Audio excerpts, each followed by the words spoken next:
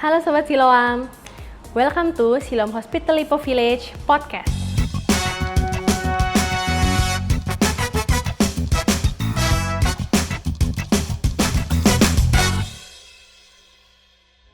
Bersama aku, Dr. Monty.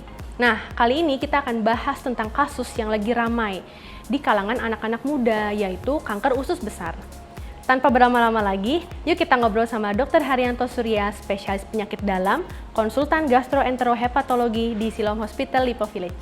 Sekarang ini lagi banyak banget nih angka kejadian di Indonesia yang terkena kanker usus, tapi usianya masih muda-muda.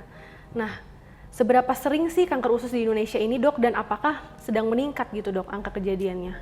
Di Indonesia ini kanker usus besar ya, atau kanker kolon kita bilangnya, itu sudah menduduki peringkat keempat daripada jenis-jenis kanker di Indonesia ya. Ini kan sekitar 25% ya, Dok, tadi anak-anak yang masih muda nih yang terkena ya, kanker ususnya. 40 tahun. Di bawah 40 tahun terkena, ya. yang terkena. Kira-kira penyebabnya apa ya, Dok? Diperkirakan sih karena lifestyle ya.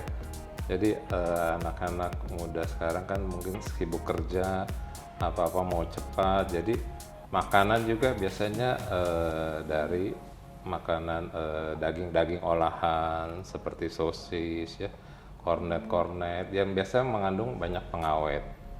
Oke, berarti makanan yang mengandung banyak pengawet ya, Dok. Kemudian juga kan anak-anak sekarang sering seperti makan-makan sate apa yang dibakar ya sampai agak angus-angus gitu ya.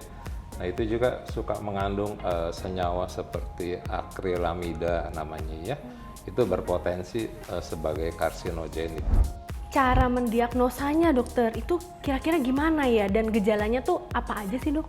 Kanker usus besar itu memang agak sulit ya. Kalau mengenai gejalanya dari tidak bergejala sampai yang berat itu biasanya sampai buang airnya berdarah ya.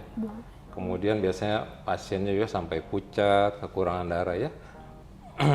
Tapi sering di Indonesia ini karena buang air darah diperkirakan hanya sebagai wasir ya atau ambeien gitu ya. Jadi sering kasus-kasus kanker kolon itu jadi terabaikan. Jadi tidak terdiagnosis dengan benar ya. Nah, untuk diagnosa kanker kolon itu ada mulai dari tes yang sederhana ya, dari kotoran, namanya tes feces ya. Kita bisa melihat itu dari hasilnya nanti mungkin ada sel-sel darah merah di dalam fecesnya ya. Kalau misalnya ada gitu kita mungkin harus curiga juga ke arah kanker kolon. Ya. Kemudian ada tes CEA namanya ya. Itu suatu tumor marker untuk kanker di pencernaan ya. Kalau nilainya tinggi ya kita harus curiga. Oke, tes CEA itu ini gimana, Dok, caranya? Tes CEA itu diambil darah aja. Oh, ambil darah ya, dokter, berarti. Kemudian ada tes dengan mempergunakan alat ya. Mempergunakan alat endoskopi namanya ya, disebutnya kolonoskopi. Oke, kolonoskopi. Nah, itu prosesnya gimana tuh, Dok, kalau kolonoskopi itu, Dok? Jadi pasien diberikan penjahar. Ya, sampai dia beberapa kali ke toilet sampai bersih, sampai kotorannya seperti air. Baru kemudian pasien dilakukan kolonoskopi. Ya. Tapi sebelumnya pasien diberikan sedasi ringan. Sedasi sebelum dilakukan supaya pasien nyaman gitu ya. Baik. Jadi dikerjakan kolonoskopinya juga dengan rileks gitu. Tadi sempat mention juga nih, Dok, untuk melakukan kolonoskopi itu harus ada sedasi dulu ya, Dok, atau dibius terlebih dahulu. Dok, gimana nih kalau teman-teman kita ini banyak yang takut nih dibius? Kira-kira ada solusi kah, dokter?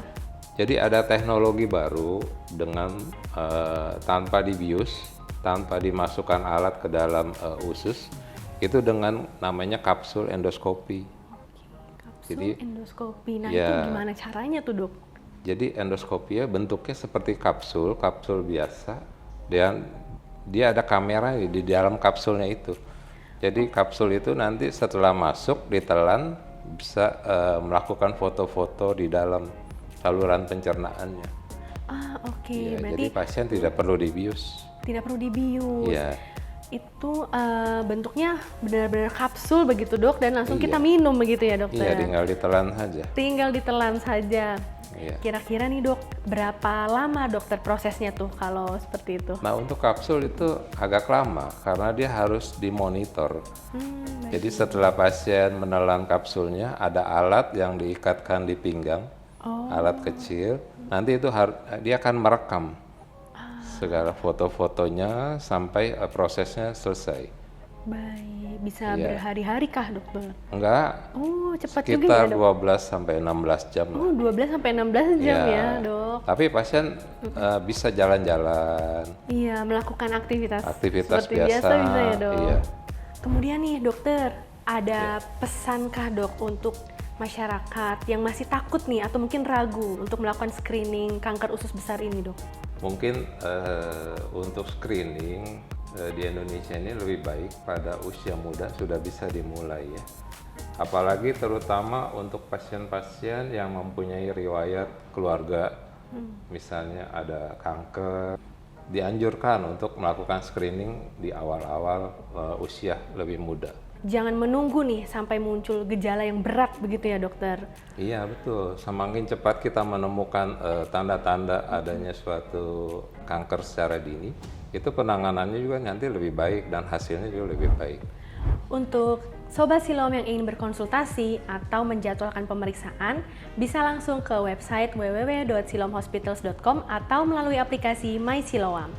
Terima kasih sudah mendengarkan episode podcast kali ini. Terima kasih Dr. Haryanto. Sampai berjumpa di podcast selanjutnya.